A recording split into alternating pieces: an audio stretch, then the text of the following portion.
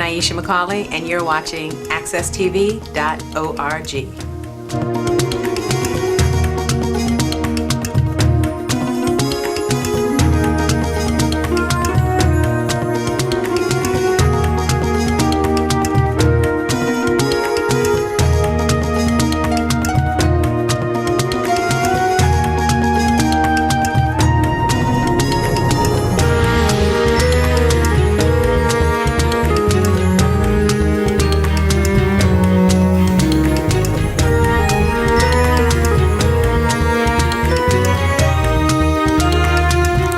Good morning, boys and girls. My name is Miss Cleo, and this morning I'm going to visit you for a little while and tell you some stories. But this week, when I was talking to some other boys and girls, I asked them what they wanted to be. Some of them had no idea. And some of them said, oh, they want to be firemen, and they want to be doctors, and they want to be lawyers. Not too many people said they want to be plumbers, but the plumbers do well. Not too many people said I wanted to go into business for myself. I was looking for that. Didn't hear any of that. So this morning I'm going to read you a story about a little boy. And he thought he was an artist. And his name is Ramon. So I'm going to read you about Ramon and what happens to him. This is a story by Peter H. Reynolds. Ramon loved to draw. Anytime, anything, anywhere. One day, Ramon was drawing a vase of flowers. His brother Leon leaned over his shoulder. Leon burst out laughing. "What is that?" he asked. Ramon could not even answer. He just crumbled up the drawing and threw it across the room. Leon's laughter haunted Ramon. He kept trying to make his drawing look right, but they never did.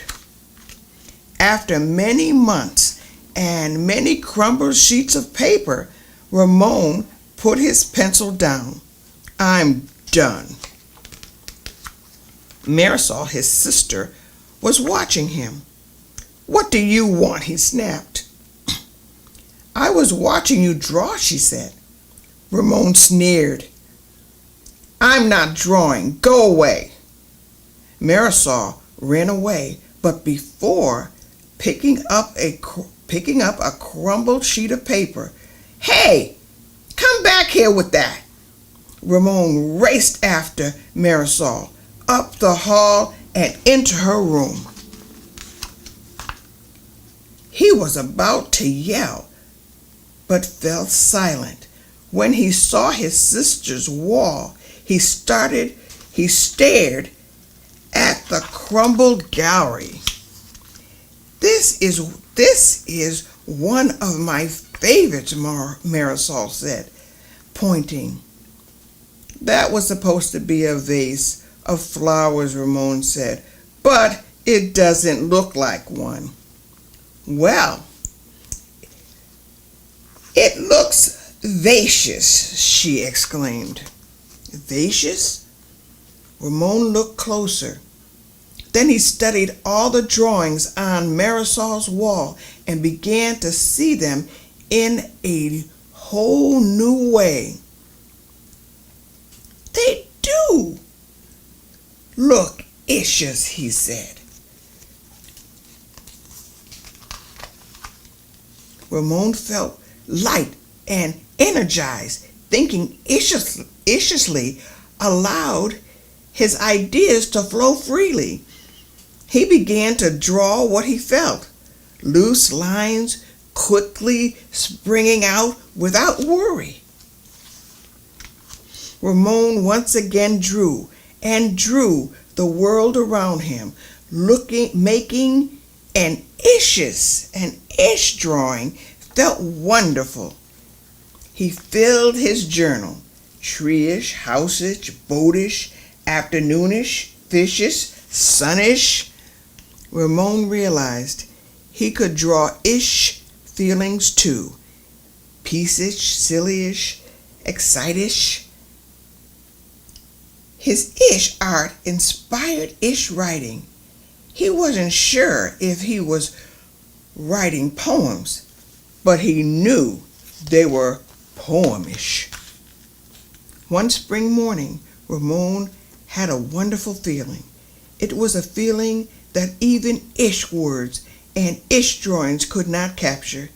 He decided not to capture it. Instead, he simply savored it. And Ramon lived ishishly ever after. Wow. Ramon got very discouraged when people laughed at him. But there was somebody who loved his drawings, right? His sister. And they didn't have to look like a vase I thought a vase looked like. It was an ish's face. And that made Ramon free of all those funny feelings that he had. It had to be perfect. It had to be right. What's right? What's right? Right was what he drew. His ish's pictures. And I'm going to show you about another artist in our community who loves to draw. And she drew this picture when she was maybe 7 or 8. I'm trying to think, 7 or 8. And then she decided when she was bored that she would make a journal. And then she put dates on it. And now she's 9 years old. And I said, why do you draw these pictures and why do you put dates on them? And she says, someday when I have children, I'm going to show them what my art looked like when I was young, because when I get big, my art is going to be so beautiful, and they could see how I progressed and became a beautiful artist. And so I'm going to show you her picture. I think they're panda bears. See these pictures? And she loved them. It was hanging in her house, and her parents allowed me to take it home. This little girl happens to be my granddaughter, and I have a collection of her pictures because I wanted to do the same thing she wanted to do.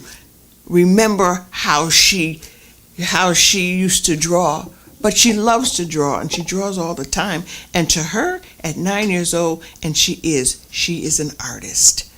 And so if you have a talent or something that you love to do, you keep on doing it.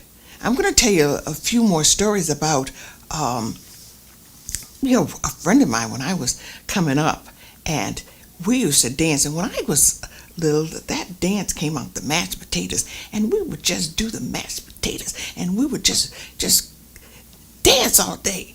And well, my friend, she didn't have any rhythm. And while we were doing this, she'd be doing this. And she'd be doing all kinds of things, and we would just be doing the mashed potatoes, and we would look at her, and we would laugh at her. But she kept on dancing. And when we got big and started going out to parties, she still had no rhythm, but she kept on dancing. And when we got older and got married and had children, she still just danced and danced and danced. Oh, and she never stopped dancing, and we loved her for her dance.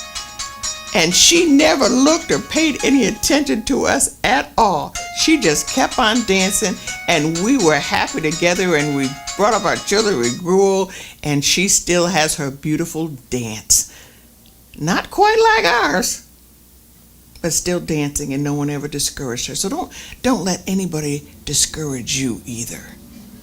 And there is just one more story I want to tell you about someone who didn't quite make that, who also loved to dance, and went to his school one day, and he danced. Oh, he just thought he was something. He danced, and oh, how I loved to see him dance, and so many people loved to see him dance, but he had no rhythm either. It was a joy he had when he danced, even though he had no rhythm.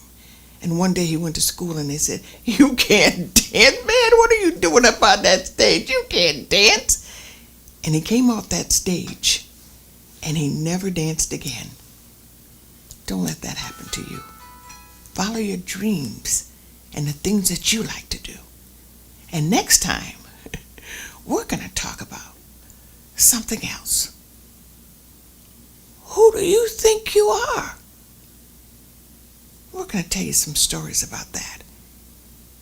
And family history.